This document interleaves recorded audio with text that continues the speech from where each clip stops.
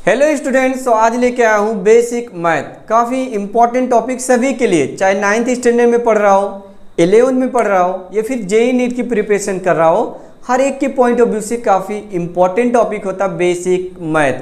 क्योंकि मैथ के बगैर आप फिजिक्स को डीपली नहीं पढ़ सकते, न्यूमेरिकल में आपको बहुत ज़्यादा प्रॉब्लम होगी। तो इसलिए मैं लेके आया हूँ लेक्चर नंबर 1, जिसमें आपको मैं सिखाऊंगा एलजेब्रा एंड क्वाड्रेटिक इक्वेशन। तो आप लोग भी पेन एंड पेपर निकाल लीजिए और मेरे साथ नोट करते रहिए बेटा। क्या है टॉपिक हम लोग का? Basic math.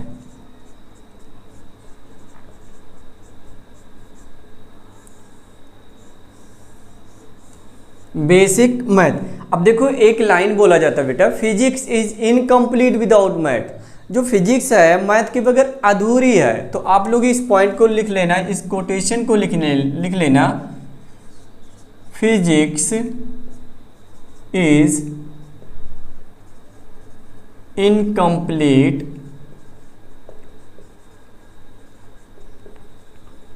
Without math. जो फिजिक्स है बेटा मैथ के बगैर अधूरी है। एक बात और बोली जाती है, if you want to going on the depth of physics, यदि आप फिजिक्स के गहराइयों में जाना चाहते हो, you must know elementary math. आपको एलिमेंट्री मैथ, बेसिक मैथ आना जरूरी है। For example integration, differentiation, trigonometry हो गया, बाइनोमियल थ्योरम हो गया, एलजेब्रा हो गया, इन सब का नॉलेज आपका आना बहुत जरूरी है बेटा। ठीक है, एक लाइन और बोल सकते हैं, विदाउट नॉलेज ऑफ मैथमेटिक्स। तो यहाँ पे आप लिख सकते हो without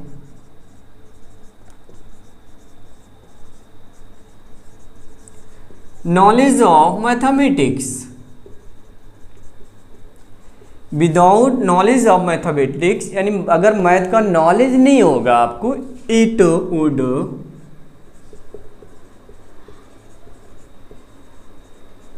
much more difficult to discover,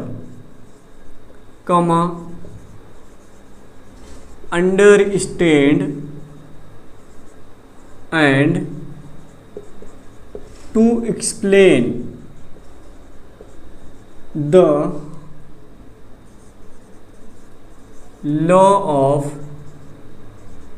nature. ये देखो बाबू, हमने एक और डिफिनीशन लिख दिया। डिफिनीशन क्या है? ये बात सही भी है, हकीकत है भाई। ठीक है, physics is incomplete without math. Math के बगैर आप फिजिक्स को डीपली नहीं पढ़ सकते, उसके गहराइयों में आप नहीं जा सकते बेटा। तो यहाँ पे मैंने एक लाइन और लिखा, विदाउट नॉलेज ऑफ मैथमेटिक्स। अगर मैथमेटिक्स का नॉलेज नहीं होगा, it would much more difficult, आपको बहुत ज़्यादा दिक्कतें आएगी टू डिस्कवर, खोजने में, रिसर्च करने में आपको बहुत ज़्यादा प्रॉब्लम आएगी, और उसको समझने में, and explain the law of nature. जो फिजिक्स की डिफिनीशन होती है, the study of nature it and it's law, इसी को तो हम लोग फिजिक्स बोलते थे। तो यहाँ पे बहुत ज़्यादा आपको प्रॉब्लम आने वाली बेटा अगर मैथ का नॉलेज नहीं होगा। तो हमारा आज का टारगेट है अलजेब्रा सिखाने का एंड क्वाड्रेटिक इक्वेशन। तो देखिए, पहला हम लोग लिखते हैं यहाँ पे अलजेब्रा, स्मॉल लेटर में ही लिख दे रहा हूँ अलजेब्रा। अलजेब्रा को हिंदी वाले क्या बोलते हैं बाबू? बीज गणित। क्या बोलोगे आप लोग? बीज गणित, क्योंकि मैक्सिमम बच्चे हिंदी वाले ही हैं हमारे। बीज गणित, अलजेब्रा। अब अलजेब्रा में मैं आपको इंपॉर्टेंट फार्मूले लिख दे रहा हूँ, उसी को आप याद कर लीजिएगा, आपका काम हो जाएगा बाबू। ठीक, तो पहला फार्मूला मैं यहाँ पे लिख रहा हूँ ए प्लस बी का whole square, and second formula मैं यहाँ पे लिखूंगा बाबू ए माइनस बी का होल स्क्वायर। अगला मैं लिखूंगा third A cube plus B cube. Fourth लिखूंगा A cube minus B cube. Fifth लिखूंगा ए प्लस बी का होल क्यूब, एंड सिक्स लिखूंगा ए माइनस बी का होल क्यूब। ये अभी के लिए मैंने आपको 6 फार्मूले लिखा हूँ। मैक्सिमम बच्चों को लर्न भी होगा यार। अगर 11th का फिजिक्स पढ़ रहा हो तो डेफिनेटली उसको याद ही होगा, टेंशन नहीं लेने का। बट मैं तो सिखाऊंगा ही। ठीक है, देखो ए प्लस बी का होल स्क्वायर क्या बनेगा?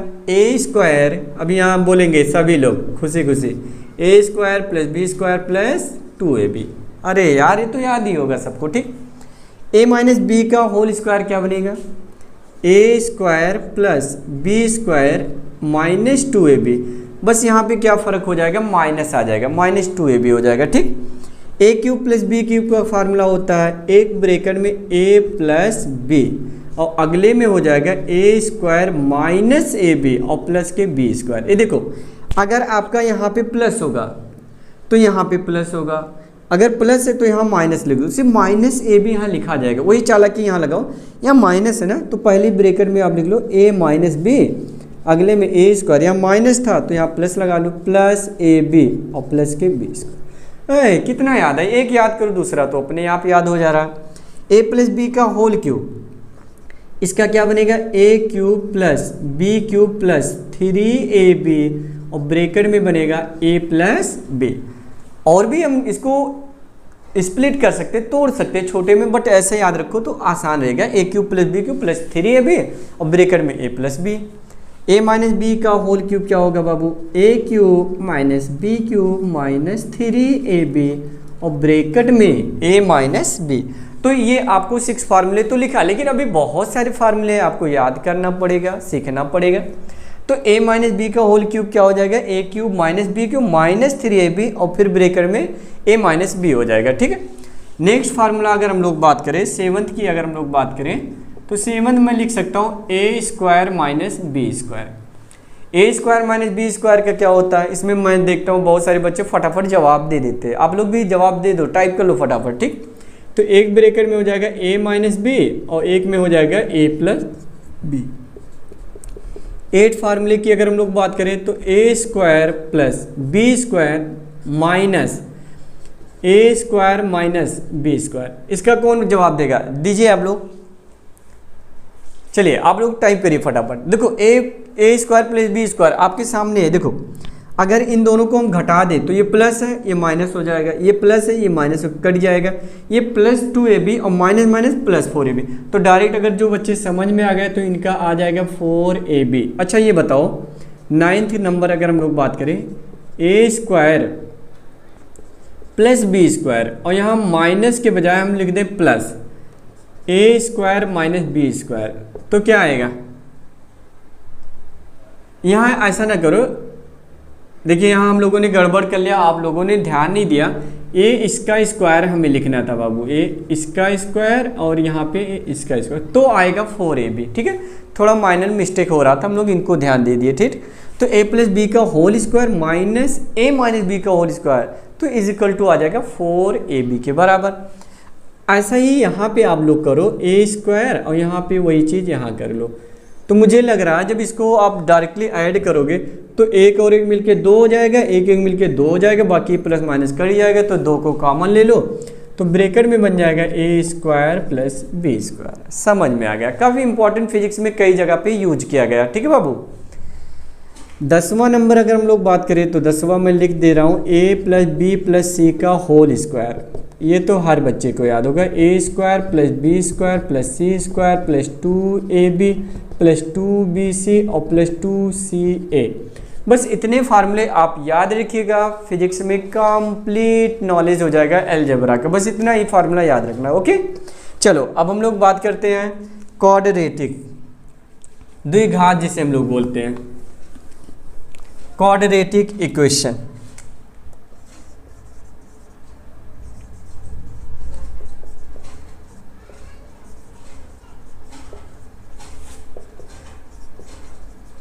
द्विघात समीकरण,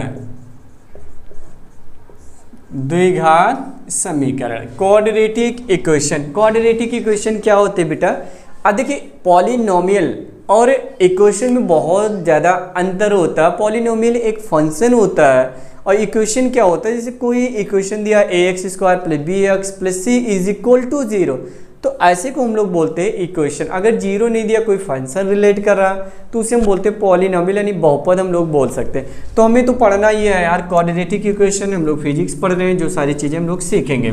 ठीक है, तो देखो क्वाड्रेटिक इक्वेशन में अगर हम लोग बात करें तो इक्वेशन में डायरेक्ट लिख दे रहा हूँ ax square plus b x plus c is equal to 0। हमने एक इक्वेशन लिखा ax square plus b x plus c is equal to 0। अब एक बात बताओ, इसमें हाईएस्ट पावर कितना 2 है, तो 2 है हाईएस्ट, इसीलिए इसको हम लोग बोलते हैं क्वाड्रेटिक द्विघात समीकरण। ठीक, अब यहाँ पे आप कंडीशन ही लिखना पड़ेगा बाबू कि जो a है ये नॉट इक्वल टू 0। अगर a नॉट 0 हो गया तो क्वाड्रेटिक तो हम नहीं बोल पाएंगे यार, जो हाईएस्ट पावर वाला ही कोफिशिएंट 0 हो गया तो क्वाड्रेटिक नहीं होगा। तो कंडीशन आप इतना दिमाग में रख सकते हो कि a naught is equal to 0। a naught जो है मतलब a 0 नहीं होना चाहिए। ठीक है, अब देखिए बेटा, अगर कोई भी क्वाड्रेटिक इक्वेशन है यानी जितने भी पावर होते हैं वेरिएबल के उतने ही नंबर ऑफ सॉल्यूशन उसके आते हैं। ठीक, तो हाईएस्ट पावर कितने हैं, इसमें 2 है, तो इसके सॉल्यूशन नंबर ऑफ कितने आएंगे, नंबर ऑफ सॉल्यूशन इसके 2 ही आएंगे। तो हम लोग मान लेते हैं बेटा कि इसके जो नंबर ऑफ सॉल्यूशन आएंगे वो 2 होंगे। क्या क्या होंगे, एक को मैं मान ले रहा हूँ अल्फा होंगे और एक को मैं मान ले रहा हूँ बीटा हो जाएंगे। इनके 2 रूट आएंगे, अल्फा एंड बीटा। इतनी बात समझ में आ गया। अब एक चीज़ आपको यहाँ पे याद रखना है, एक होता है डिस्क्रिमिनेंट जिसको हम लोग बोलते हैं विविधकर। विविधकर को डी से लिखते हैं बाबू, ये क्या होता है b² माइनस 4ac।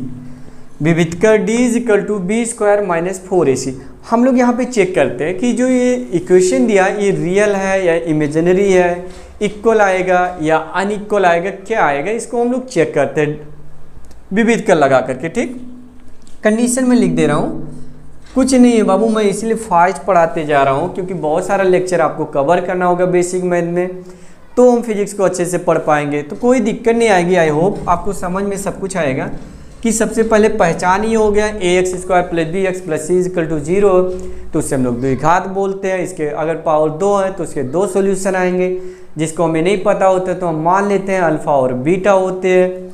अब एक चीज़ लगाना पड़ता कंडीशन के तौर पे, शर्त के तौर पे, विविधकर जिसे हम लोग बोलते हैं, ये किसके बराबर होता है, b² - 4ac के बराबर होता है। अब कंडीशन देखो, अगर हमारा बाई चांस खुदा न खास्ता b² - 4ac अगर ये 0 से बड़ा है, अगर मान लो 0 से बड़ा क्या हो सकता है, +1 हो गया, 2 हो गया, 3 हो गया या कुछ भी हो गया। ठीक है, तो हम लोग क्या बोलते हैं इसमें, अगर ये 0 से बड़ा है तो हम इसे बोलते हैं रियल है एंड अनइक्वल। जो इसके रूट्स आएंगे रियल होंगे, रियल मतलब वास्तविक होंगे, एंड बराबर नहीं होंगे, एंड अनइक्वल। क्या लिखोगे बाबू, रियल एंड अनइक्वल, वास्तविक है लेकिन बराबर नहीं है, ऐसा याद रखो। दूसरी अगर हम लोग बात कर लें, ये भी हो सकता है b² - 4ac ये 0 के बराबर हो जाए, b² - 4ac किसके बराबर हो जाए, 0 के बराबर हो जाए, तो हम लोग बोलते हैं रियल तो है, रियल होने के साथ साथ जो है ये इक्वल भी है, बराबर भी है। यानी रियल मतलब मैं एक लिख दे रहा हूँ, वास्तविक है और बराबर भी है, रियल और इक्वल भी है। थर्ड कंडीशन, 3 ही कंडीशन होता है, अगर b² - 4ac की वैल्यू <0 आ गया तो इसे बोलते इमेजिनरी, काल्पनिक है। ठीक है, और अनइक्वल एंड अनइक्वल होंगे। नहीं समझे, बस ये 3 कंडीशन मेरे कहने से आप याद रखिएगा। 3 कंडीशन मैंने आपको लिखा, क्या क्या लिखा, देखिए गर्मी तो बहुत है यार, क्या करें, पढ़ना तो ही हम लोग को, पढ़ो फिर। ठीक है, b² - 4ac > 0 है तो क्या बोलेंगे बाबू, रियल है, रियल होने के साथ साथ क्या है, अनइक्वल, बराबर तो नहीं आएगा 100%। ठीक है, अब देखो दूसरी कंडीशन हमने क्या लिखा है यहाँ पे, अभी मैं आपको समझाऊंगा कि क्यों बराबर नहीं आ रहा, बराबर आ रहा है, क्यों बराबर आ रहा है वो सब बताऊंगा। ठीक, सब्र रखिए। तो b² - 4ac ये 0 के बराबर अगर आ गया बाई चांस तो उसे हम बोलेंगे वास्तविक है और बराबर भी है। इमेजिनरी है, अगर <0 आ रही, d का मान यानी b² - 4ac 0 से छोटी है, -1 आ जा रही, तो उसे बोलते हैं इमेजिनरी, काल्पनिक है और अनइक्वल है। ठीक है, अब देखो बाबू, अगर कोई भी क्वाड्रेटिक इक्वेशन है तो अभी मैंने आपको बताया इसके रूट्स होंगे, रूट्स क्या होंगे आइए बताते हैं, जिसको आप लोग याद रखिएगा श्रीधराचार्य इक्वेशन, श्रीधराचार्य समीकरण, इक्वेशन श्रीधराचार्य। तो x बराबर -b ± (b² - 4ac) upon 2a। ये देखो ये क्वेश्चन सभी बच्चों को याद होना चाहिए, हर जगह पे हम लोग फिजिक्स में लगाएंगे, मैक्सिमम जगह पे यूज करना पड़ता है इस इक्वेशन को। अब देखो बेटा कोई भी मैंने बताया क्वाड्रेटिक होगा तो उसके दो रूट्स होंगे, तो इसमें तो दो रूट्स आपको दिख रहा होगा। ये देखो x is equal to minus b plus minus under root b square minus 4ac upon 2a, ठीक है। अब ध्यान से देखिए, अगर सपोज करिए टेकिंग पॉजिटिव, अगर मान लो हम ले रहे हैं टेकिंग पॉजिटिव वैल्यू, अगर हम पॉजिटिव ले रहे हैं, पॉजिटिव लेने का मतलब यहाँ का सिर्फ ले पाओगे ना, तो मान लीजिए x इज इक्वल टू एक आ गया minus b plus under root b square minus 4ac upon 2a। Taking negative, अगर मान लो आप निगेटिव ले रहे हो बाबू, तो टेकिंग निगेटिव तो क्या आ जाएगा x is equal to minus b, और यहाँ क्या आ जाएगा माइनस बोले under root b square minus 4ac upon 2a। तो इसके दो रूट्स आ गए, एक ये हो गया जिसको हम अल्फा बीटा नाम दे सकते हैं, इसे अल्फा बोल दो और इसे क्या बोल दो बीटा। तो जो क्वाड्रेटिक इक्वेशन थे उसके दो रूट्स आ गए अल्फा एंड बीटा, इसी को हम लोग बोलेंगे श्रीधराचार्य इक्वेशन, सबको याद होना चाहिए बाबू। अब चलो हम लोग क्वेश्चन की तरफ करते हैं, लेकिन एक चीज़ और मैं आपको सिखा दे रहा हूँ, इसमें दो कंडीशन याद रखिएगा, सम ऑफ रूट्स क्या होते हैं एंड प्रोडक्ट ऑफ रूट्स क्या होते हैं। मैं ग्रीन पेन से यूज कर ले रहा हूँ। सम ऑफ रूट्स यानी मूलों का योग अल्फा प्लस बीटा। ये देखो मूल्स हमने क्या माना अल्फा एंड बीटा, तो एक मैंने लिखा मूलों का योग क्या होगा सम ऑफ रूट्स, तो ये होता है बेटा माइनस बी बाई ए। क्या होगा माइनस बी बाई ए, यानी जो x का कोफिशिएंट है वो और डिवाइडेड बाई एक्स स्क्वायर का कोफिशिएंट वो भी माइनस के साथ, ठीक। पहला, दूसरा ये याद रखिएगा product of root, product of root यानी अल्फा गुणे बीटा बराबर हो जाएगा c बाई ए। ये देखो दो ही चीज याद रखिएगा बस मेरे कहने से, ठीक। क्या क्या याद रखोगे सम ऑफ रूट्स मूलों का योग, मूलों का गुणनफल, मूलों का योग क्या होता है माइनस बी बाई ए होता है, और मूलों का गुणनफल क्या होता है सी बाई ए होता है। दो चीज़ याद रखना, ओके।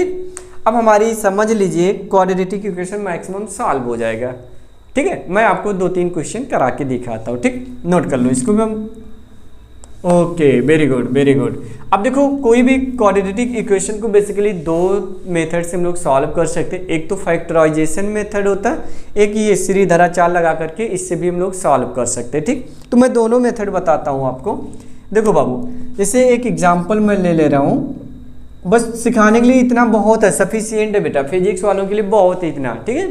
ज़्यादा नहीं पढ़ना डीप को, डीप में पढ़ना होता तो मैथ ना ले लेते यार, बायो के लिए होते।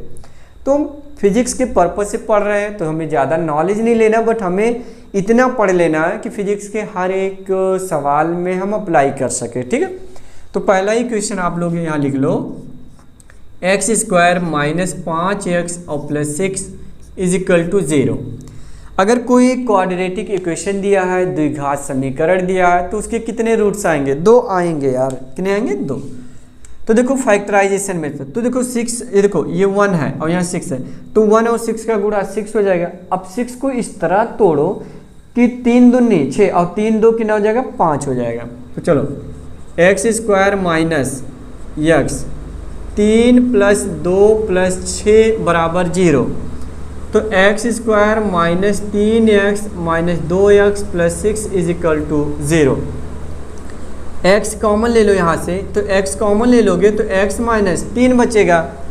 यहाँ से माइनस 2 कॉमन ले लो तो माइनस 2 कॉमन ले लोगे तो x माइनस 3 बचेगा बराबर 0।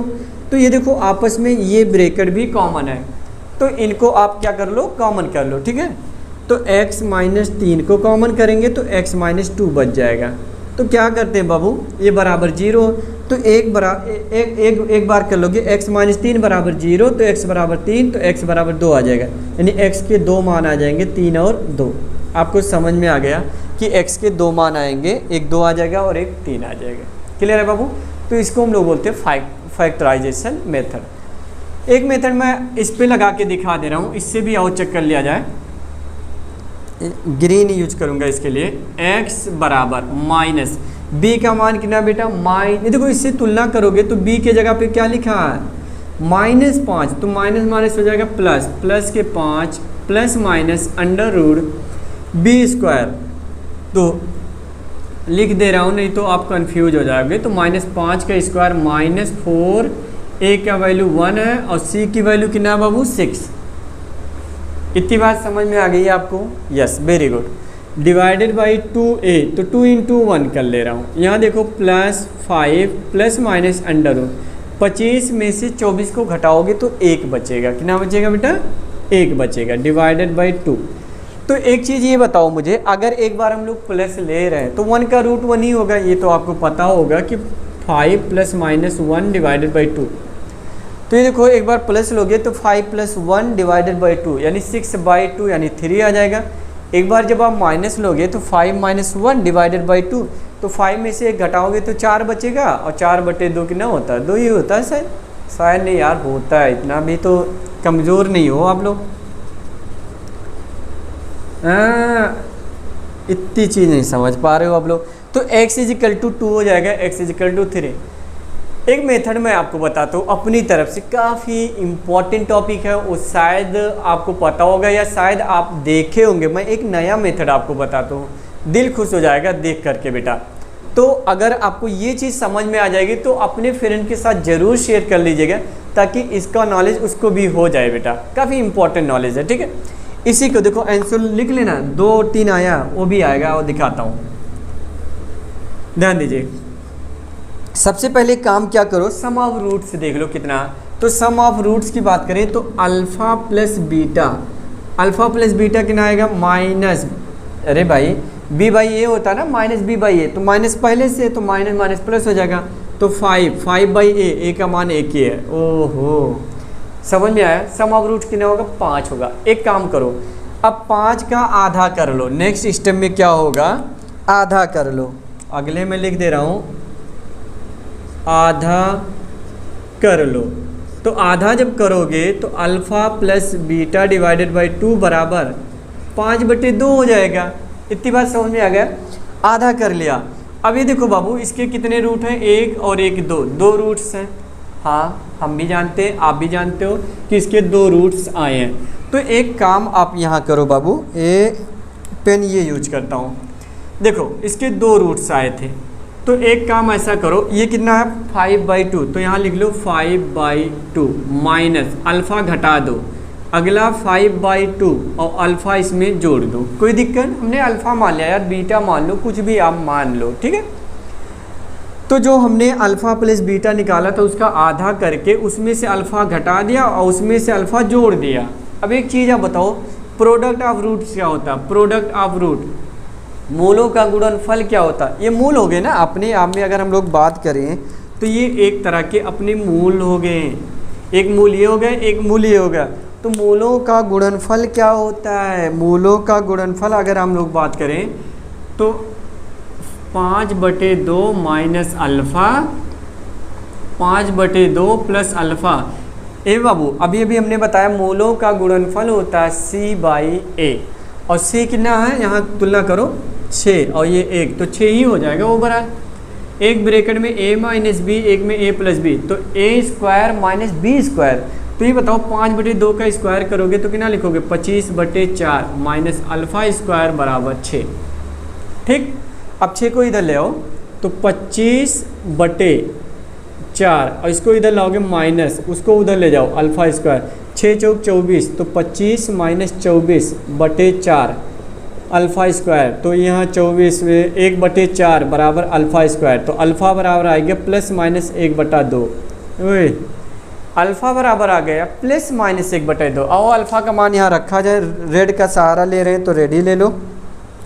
यहाँ देखो बाबू, एक आया 5/2, तो यहाँ लिख रहा हूँ 5/2। मान लो x का मान ही लिख रहा हूँ, x1 बोल दे रहा हूँ इसको।